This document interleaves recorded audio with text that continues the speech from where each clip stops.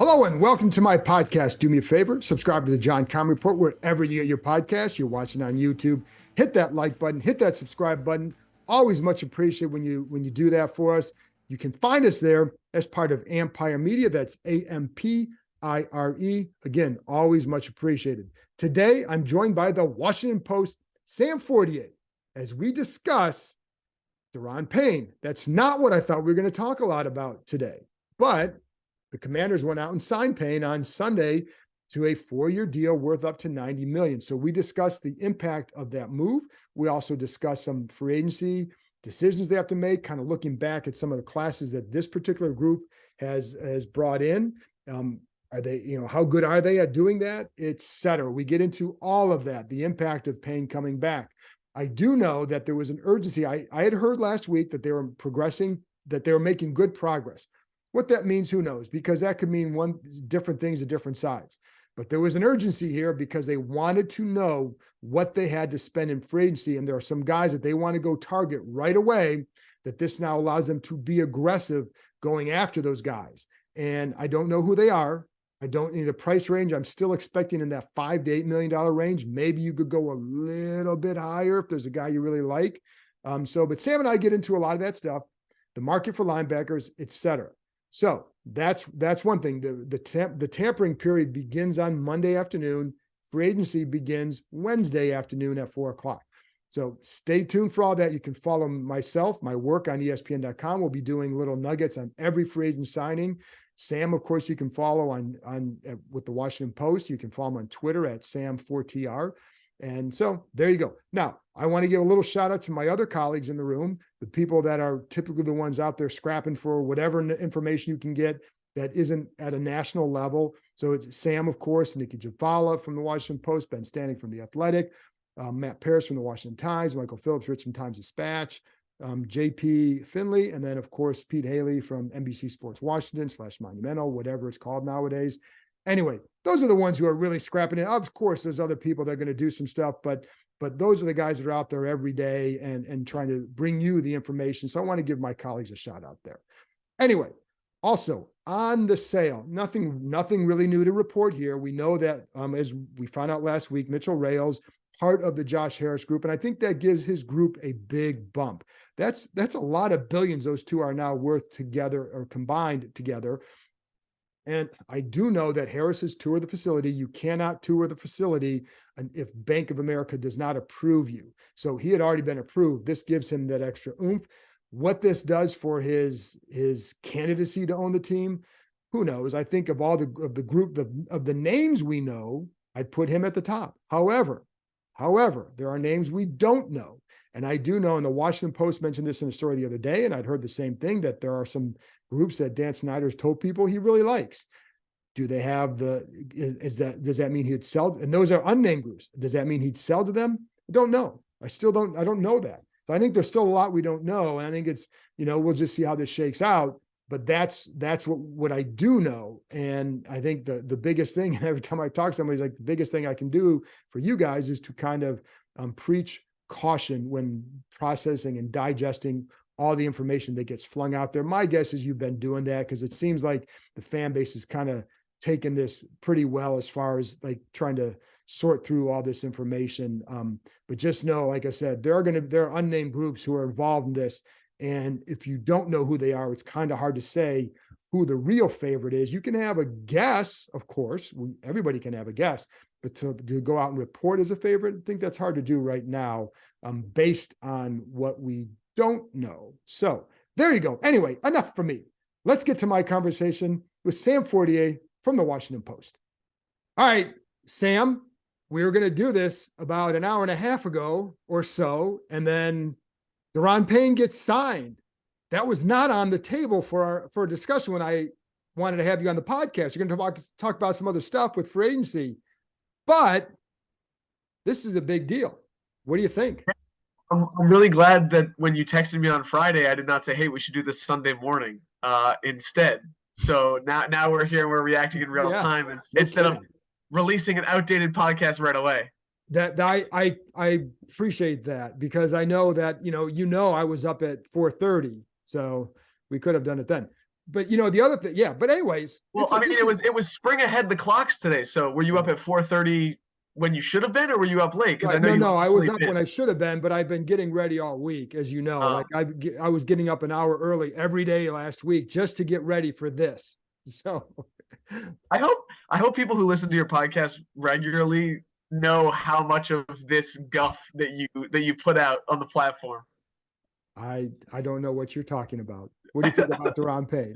I mean, I'm pretty surprised that they got this done. I mean, I thought that, obviously keeping him around this year to maximize wins for next year, to audition for the new owner and put, your best face on, was always the thing that made the most sense. We've talked about it on the pod before, but to get done a 4-year deal worth $90 million to be the highest paid defensive tackle, in the league, other than Aaron Donald, obviously, that's a massive commitment. And we haven't seen the structure, and we don't know the exact guarantees. And, I was kind of looking through before we recorded, and I don't think that this precludes you from signing Montez and Chase Young. I think you can still do that if you play the time horizons right. John Allen has no more guaranteed money on his base salary. Some of his prorated bonuses keep his cut number pretty high. But basically, what I'm saying is this does not automatically mean that no Chase, no Montez. But for me, for a front office, for a regime that's trying to win right now, trying to maximize the number of games it wins this year, this ultimately makes sense. It does. And it's funny because I had heard several days ago that they were moving towards something, right? But you never know how these things go, because I remember hearing a couple of years ago, oh, there's some optimism with Brandon Sheriff. I'm like, okay, file that away. Well, you know what? There really wasn't. So, so you take it for what it's worth, but it did seem like they were making progress. But it does seem too, Sam, that they wanted to get this done before free agency so they knew what they could do for others on their roster or for going out and getting other guys. But to your point about the defensive line, it still seems like it would be hard to keep all four of those guys together because the heavy investment at one area. Don't you think? Yeah, I mean, we talked about this with Martin Mayhew in Indy. I asked him, is it possible to keep all four guys? And he said, we'll see. It'd be great, right? But there's a salary cap, so we'll see. I took that to mean that there would not be a long-term deal done with Daron Payne because, you can't keep all four of those guys on second contracts, basically. But now I'm wondering if they feel like there is an avenue through which to accomplish this. Whether it is, maybe you cut John Allen after next season, or whether it's, maybe one of these guys will get a below market deal. It's hard to imagine that for an edge rusher, but with the defensive line market seemingly about to explode, maybe they think, hey, if we strike early, we're actually going to come in under market and we'll see, or, under where these guys are about to be. And maybe that opens up doors for us in the future. I mean, but again, there is a gap between they're confident in the building that they could make this happen and will they actually be able to pull it off? And the fascinating thing to me will be, if they do pull it off, how do they try to? Right. I think the other thing is, maybe they don't plan on bringing both those defensive ends back. That's a scenario as well. I think that's totally possible. And Ron Rivera kind of hinted, even though Chase Young was his first draft pick, if you feel the need to say, hey, we might not pick up this guy's fifth-year option because we like the motivation, look how it worked for other guys. I mean, that's a concerning thing, right? And so, Chase Young, I think, still is supremely talented. And if he can come back and get back to his power moves and generate pressure that he was the second half of his rookie year instead of, the way he was during that sophomore season, that's a huge plus. And I think that, you keep that guy around. But is Montez Sweat now, is he the odd man out? I mean, if you can't keep all four, which I think you and I both think is probably the case, then it seems like, he might be on the block. Right. Not trade block, I want to say. No, I know what you're saying. And I know, yes, I'm glad you clarified that because I know what you're saying. Someone else is going to say, oh, Fortier says he's on the trade block. Right. The other part of it too is then this is a good class for some edge rushers for the draft. And so I wonder if they wouldn't look at one, because I know they want to get somebody there. Now it's mostly for depth and to get a young guy that maybe you can develop into a situational rusher, but maybe you do something there to just kind of like what they did with Fedarian Mathis, and you get a guy in whatever round where you say, hey, can be part of the rotation because you do want to rotate guys and maybe a starter if one of those guys leaves. There's all sorts of scenarios.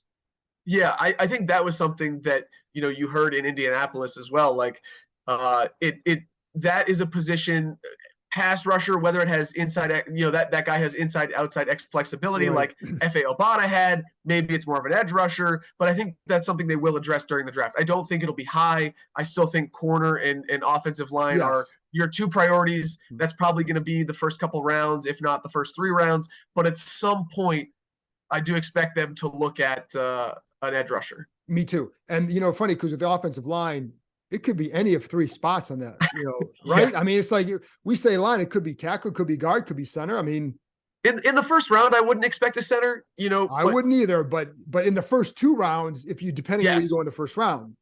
Totally. And if you take a guard, if you take one of those 2 guys, whether it be the TCU kid or the Florida kid, maybe you go tackle in the second round, but yeah, there's a lot of ways they can play that, but I think that's possible too. So how do you think with Payne, what is the signal either to the locker room? How big an impact do you think this plays in there when you keep a guy like that around?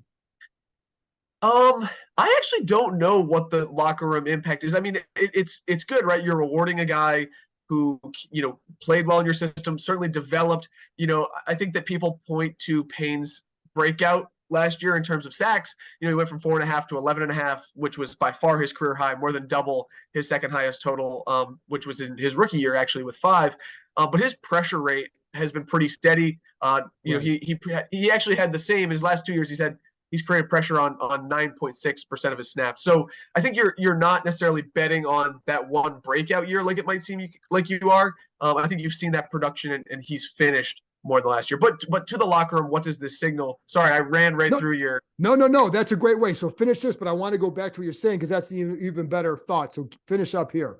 Okay, yeah. So I mean, like, I think this is like kind of the same as Terry, as John, right? Like those 2 guys are more faces of the team than Daron is. And so I think it was more important to get it done with those 2 guys. But with Daron, it's just, to me, it's another data point in the message that you set up, is if you come here and you play well, we will reward you. And actually the guy that I'm looking for that I'm kind of surprised they haven't got done yet is Jeremy Reeves, who really embodies that as well. He's not going to be a big money, big contract guy like that. Done. But they'll get him done too. But I'm saying that is, I think, another data point. Oh, God, could you imagine that locker room without Jeremy Reeves? I mean, just from a vibes perspective, right. Like when you walk in there, like he's the guy singing. He's the guy that's in the middle of the battle. I mean, just a real quick story that I think people will enjoy. Like last year, we walked into the locker room and there was a heated debate between the DBs and the receivers about whether they should be playing on the speaker. Young boy NBA, Never Broke Again, who I'm sure Keim listens to all the time, and Rod Wave. And I remember Cam Sims was like yelling at the DBs like, "Y'all boys love to be in your feelings," because they love playing Rod Wave. And just Jeremy is he's really one of the heartbeats of that room. Right. Well, that was a lot like when in the press room, when I got into an argument with Standing, I said, "I want to play Springsteen." And he said, "No, we're playing Creed." So that was a heated day, if you remember that day. Yeah. I absolutely. Okay. But you're right though. And again, I'm going to go back to your pressure points, but I do, because I think we all, with Jeremy Reeves, he's a leader, but it's also like they see those cornhole games and he's always playing that. And it's a way for him to kind of play and meet with other guys. But I don't think, and we even joked on the last day for a locker room clean out, I think it was like, there was no way that anybody was going to be in that locker room longer than Jeremy Reeves on that last day, because he just loves being in there. And if one other guy was going to be in there, Jeremy Reeves would be there next to him, because it's just like that place means a lot to him. So like they're not going to lose him, period. But he means a lot in there for a guy he was a punt protector, backup guy, special teamer. His value is pretty high in that locker room. But so let's go back to the pressure, because a lot of people look at this and say, well, how can you duplicate this? Is he going to play just as hard because, he got this sacks his money here? To me, he's been ascending to those sacks come whenever they come, right? But his play has been very steady to me. It's not like there was like this nobody, boom, he's up here. It was a progression, really good last year. I mean, he was really good in 2021 as well. Right. And I think that, like there's always, I saw some chatter on Twitter and an agent brought it up to me like, hey, how is John Allen going to respond to this? Is he going to be mad that, Daron Payne, the guy inside next to him is now earning more money? And like, I think it's kind of the opposite, because I think John knows that he's better when Daron is in there taking that attention, and they're better together. And to me, I think one of the biggest progressions of last year, and a part of this was Chase Young being out, but I mean, we wrote about it, we talked about it. When you see the stunts and the games that the defensive line was able to run this year, just because of how much time they've had together as pass rushers, particularly obviously with John and Daron, like the way that they can play off each other and make sure that guys were taking shots, but they were still gap sound. Right. I mean, that was really huge for them. And I think that keeping that continuity there, and hopefully, getting Chase Young back in the mix and having his talent and also having him be more disciplined. Like, I think he did a pretty good job of that in his few games at the end of the year. If you can keep that going and keep a cohesive line that's elite, can crush pockets, things like that, like, I think that's just a huge all-around benefit for your team. Yeah, and going back to the Allen thing, because that's something I talked about with people during the year, like, they thought, like, there's no way it's going to bother him. In fact, I think it bothered him more if he somehow got away, for exactly the reason you said.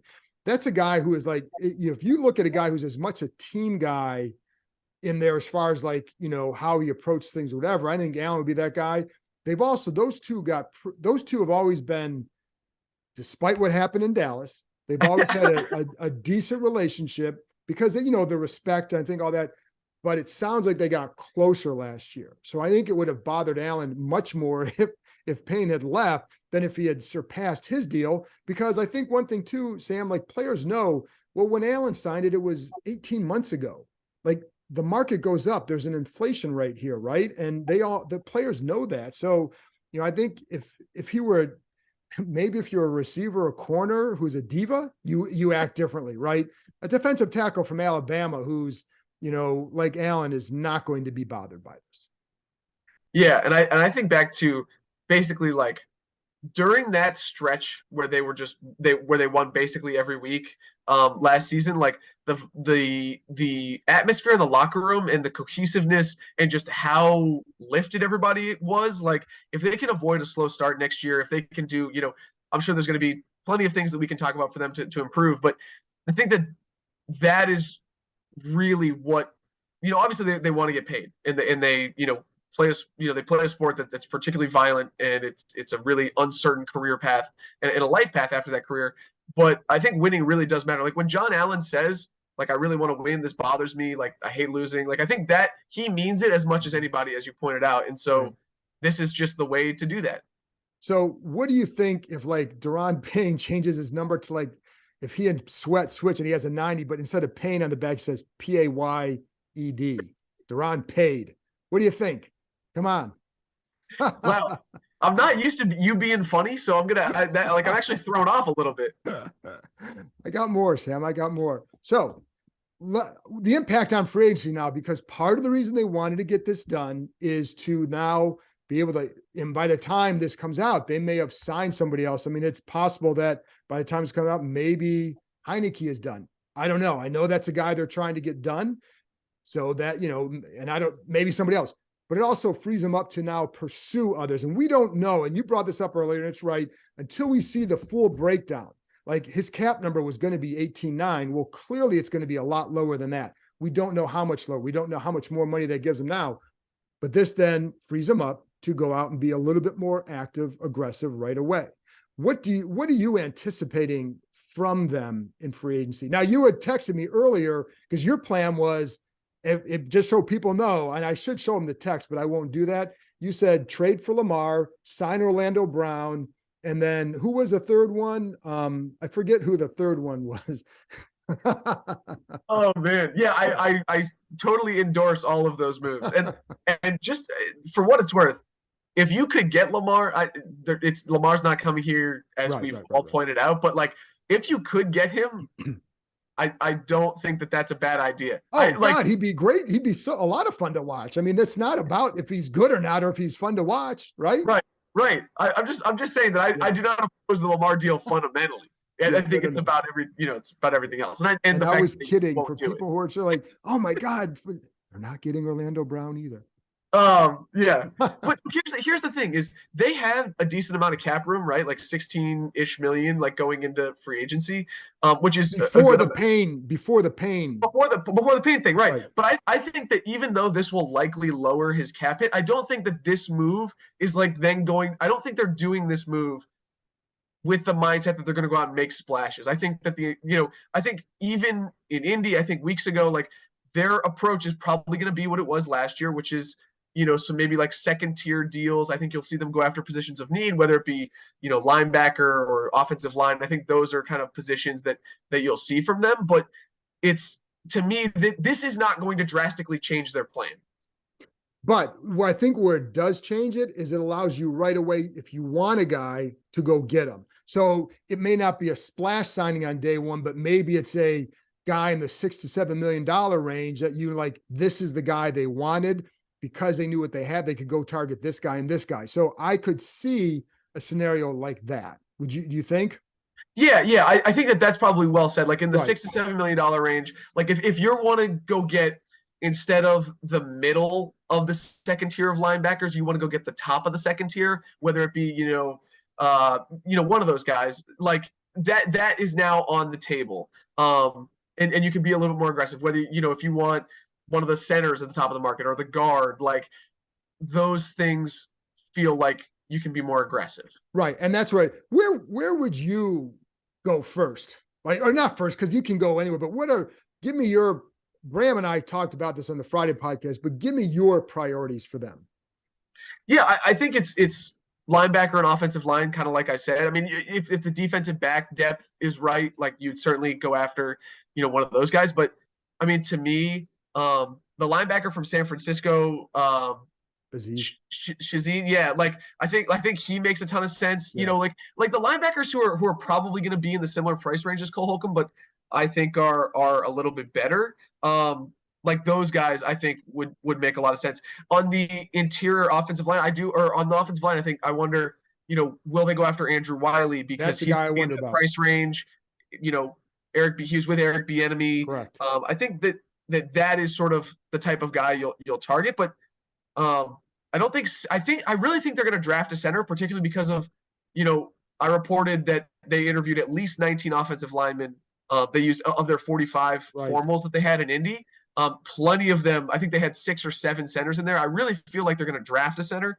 But if you're looking at guard Dalton Risner from Denver, Nate Davis, Tennessee, Connor McGovern, and then at tackle there's Caleb McGarry, Jermaine Eleminor, Andrew Wiley. I think all those guys fit the Eric Bieniemy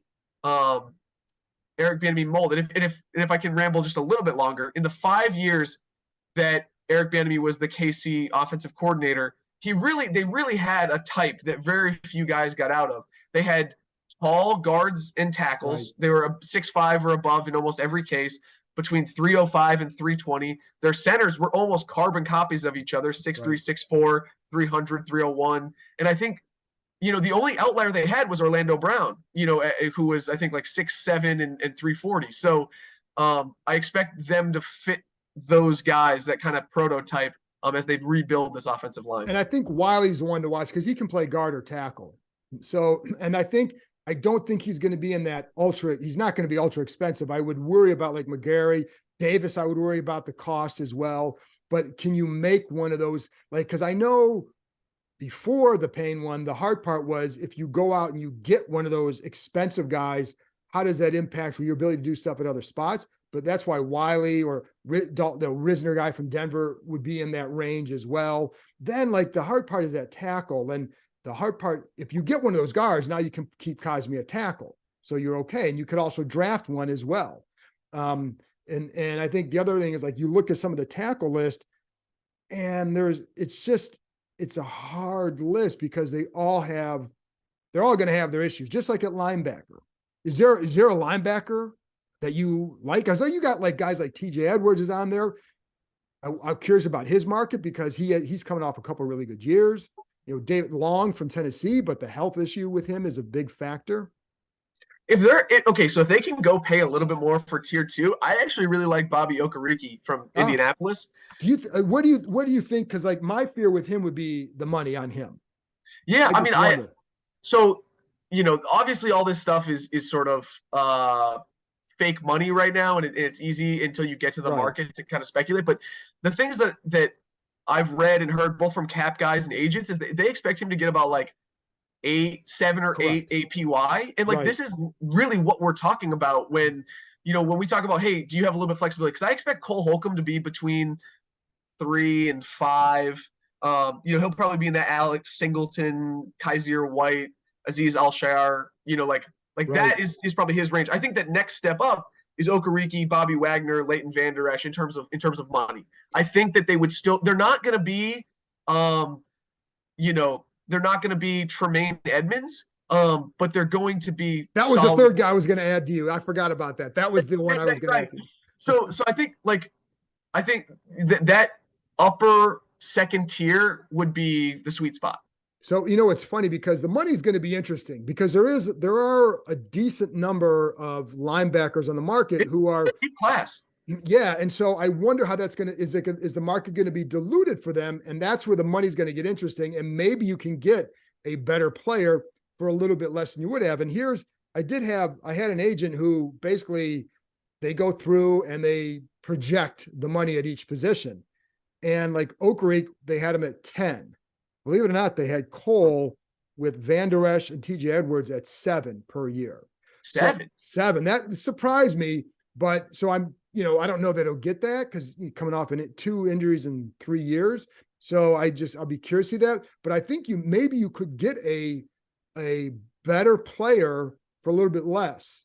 That may be that may be a position where you want to be a little bit more patient, perhaps, to maybe see like how's the market for, like you said, with Oak Creek or even Edwards. I mean, it's one of those guys like how's the market develop, and then maybe after a few days they realize they're not going to get that. So maybe you get a top player on a 1-year deal. Who knows?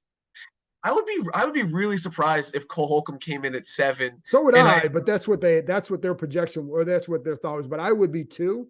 But yes, I think but they would be as well.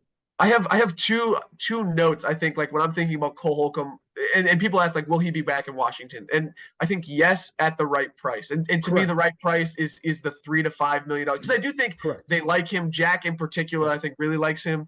And the two notes that I have is, one, it might actually be, obviously he wants to make the most amount of money for the most amount of years possible, but I think that it could benefit Cole Holcomb to take a 1-year deal because of the injuries that we said. He's still relatively young. If he can come back on a 1-year $5 million deal and hit free agency again next year and stay healthy, I think that's something that might be attractive to him. And the other part is, I think that he played heavier and it affected his speed last year because he had to step into that Mike role, right? When Jamin wasn't ready for it. If they now think, hey, Jamin can take that Mike role full time, kind of like they did with their 5-down lineman package, for a lot of the year last year, especially when Cole was out. Right. If Cole can slim back down and play outside and kind of get back to the game that he was playing early on in Washington, I think that benefits him tremendously. So those are just like two nuggets that I wanted to point out about Cole potentially returning. Right. I think that's a great point as to why it might make financial sense for him to do that. Listen, I think one of the benefits to coming here to playing on this defense, if you're a linebacker, like for any linebacker, if you say, you know what, my market isn't what I thought it was, I'm going to go play behind Payne and Allen for a year and rack some stuff up. And wow. we got Keim in it. Let's go. Rack some bleep up and then go get paid next year, because you like for all the criticism of this place, what they have, if you're a defensive player, are some dudes in front of you who can help you look better. And then you could go get paid. Yeah, no, that's a really great point, especially because I think if the linebacker market plays out kind of like we're talking about, where if it's dilute because it's deep, the money isn't there for a lot of guys. And the linebacker market hasn't been strong for several years. I think that's been a positional. Correct. It's certainly been, as the league has evolved, I think that position has been deprioritized. So that could lead, maybe it's Cole Holcomb, maybe it's another guy, but you say, hey, we'll give you 1 year for 7, we'll give you 1 year for 5.5. Come here and it's a mutually beneficial. We get a good player, they get to reset, their market next year. That could potentially be attractive. How do you think this team has handled free agency, this group? That's tough because last year, I mean, when they went out their first year and they made a bunch of big bets, it's hard to argue that any of them have truly hit, even though Curtis Samuel played last year. William Jackson was a disaster. I think it's like that's unmitigated Safe to disaster. say. Yeah, and like with him being released, but not this was before he got released by Pittsburgh, but the trade conditions did not get satisfied, so they won't get any conditional pick swap out of that. Right. So really, like the only thing you did by trading him was you saved 2.77 million on your books last year. That's they still have the $9 million dead cap this year. That's it. And Ryan Fitzpatrick got hurt. Not that they could have predicted that. And Curtis Samuel has been, obviously one pretty good year, one disastrous year with his injury. Last year, not going out and getting very much. If that's by design and it's less money constraints, then and that was also Carson the trade too limited them and the trade limited them. But again, like even the Carson trade, I think you have to go back and especially the compensation they give up for him. I think you have to say, what was the process there? I think that this group, it's certainly early, but it is. I would probably the word I would use is tepid or maybe uninspiring. Right, because I think, and don't forget, because their first off season, and this is back when Kyle Smith was here too. That very first off season when you get Logan Thomas, JD.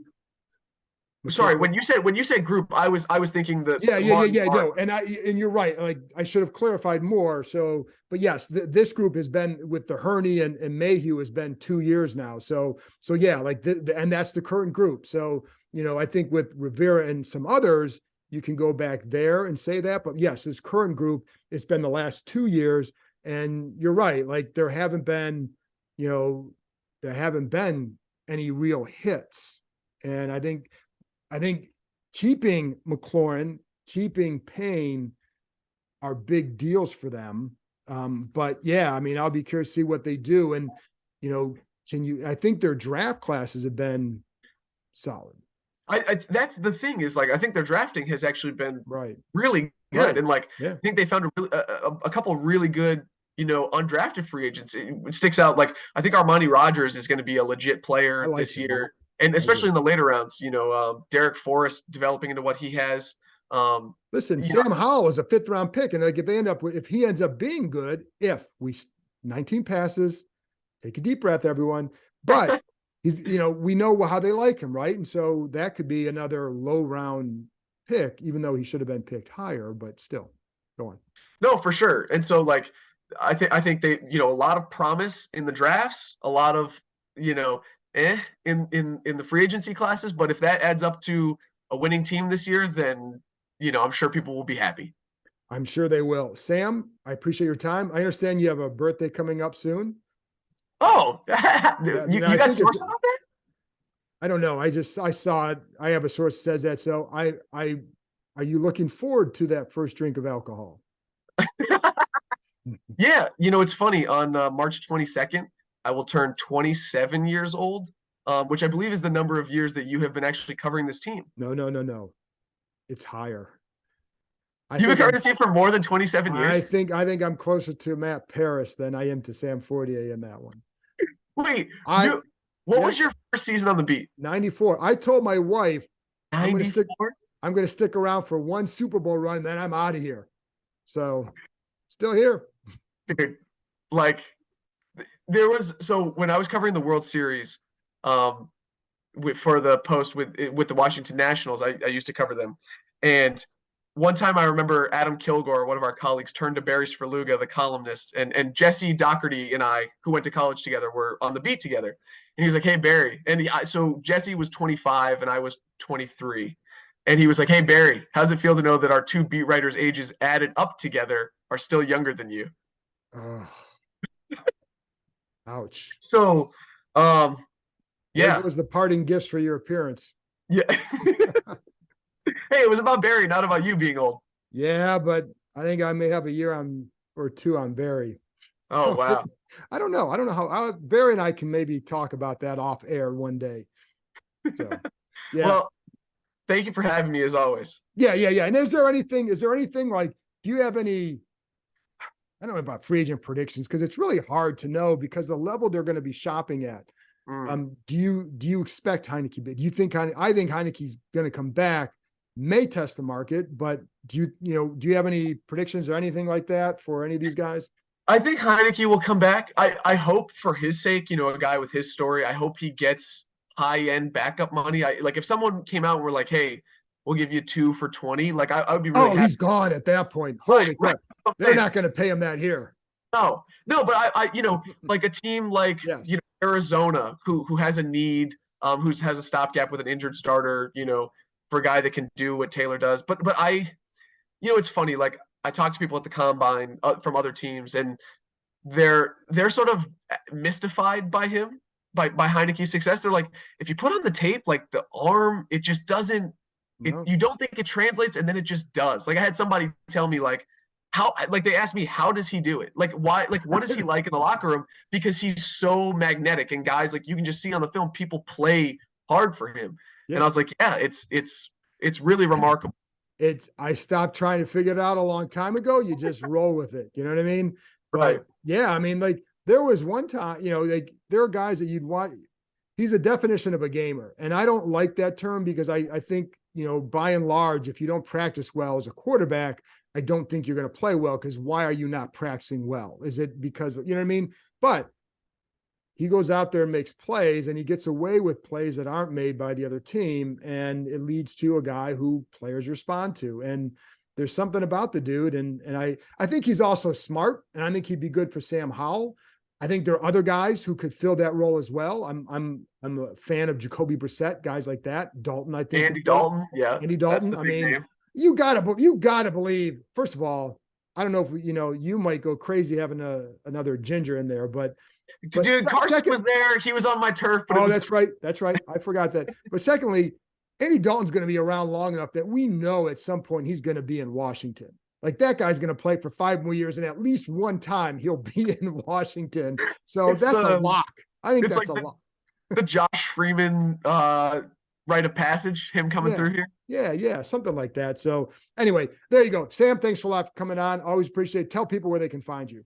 You can find me on Twitter at Sam, 4TR, SAM, 4TR. You can find me in the Washington Post and Dunking on Keim on Twitter. That's it. I'm going to delete that last part. Thanks, Sam. Thank you.